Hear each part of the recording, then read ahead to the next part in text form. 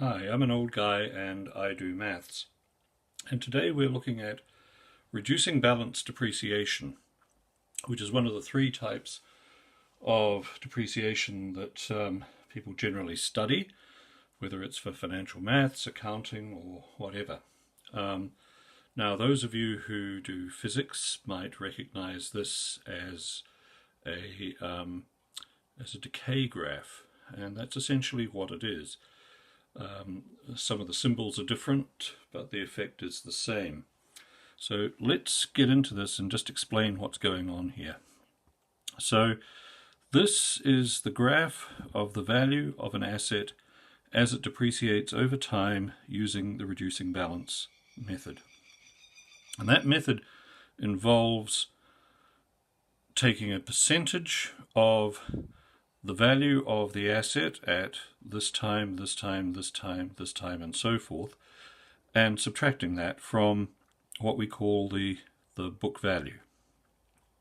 So this axis here, the y-axis, gives us the book value, and it's usually denoted in dollars or pounds or yen or whatever currency you're using. And this axis here, the x-axis, is time, usually years. But it can differ. And what happens is the asset is purchased at a particular price. In the first year it's depreciated by a percentage of that price to get to this value. In the following year it's depreciated by a percentage of this value to get to this value, and so on, until it reaches an agreed value, which might be the scrap value, or until it gets so close to zero that it's not funny. The nature of this graph is that it never actually hits zero. It'll get down to a few cents or parts of cents if you go long enough at this, but essentially it won't hit the x-axis, and there are all sorts of mathematical reasons for that, which are unimportant in the general scheme of this. So this is what the graph looks like.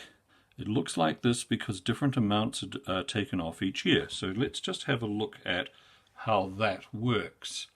So I've got some examples here, and I want you to imagine that you have an asset that you purchase for $1,000, and in the first year you remove 10% of the value of that as depreciation. You lower its value by means of depreciation by 10%, which is $100.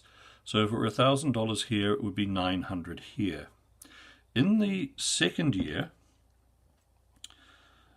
so this is the value at the end of 1 year. In the second year, you take this value here and you take 10% off it, which is $90, resulting in a value of $810, which would be this value here.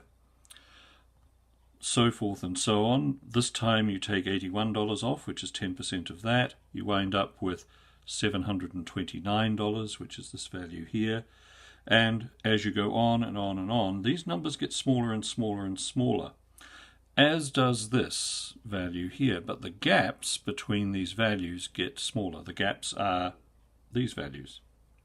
And so hopefully you can see that the amount of depreciation that you take off after a long number of years is going to be quite small, and so these numbers will change not very much, and you can see that is why this graph flattens out. But the difference in values here is why this graph has a curve.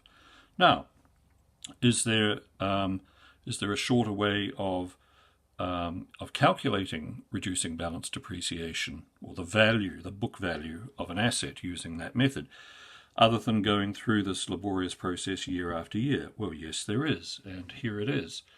The book value is equal to the cost times 1 minus R, if R is the percentage divided by 100. So say 10%, that would be 10 over 100, which would be 0.1.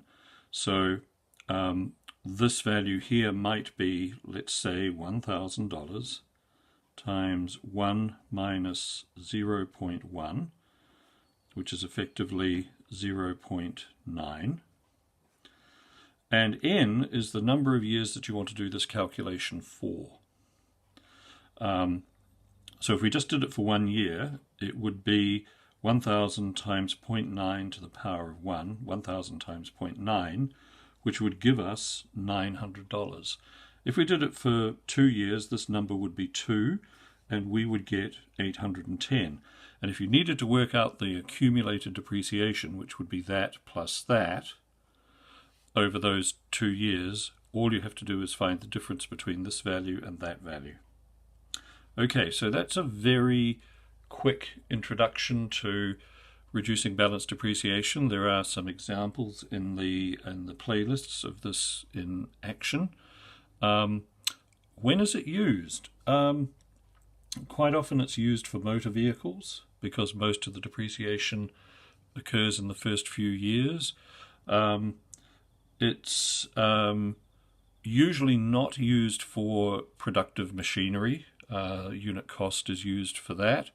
And very often what method you actually get to use is decided A, by your textbook, or B, because this is something that gets used around tax time. It's usually decided by the tax authorities as to which method you use. But if you're doing this academically, it's decided by the textbook or your examiner.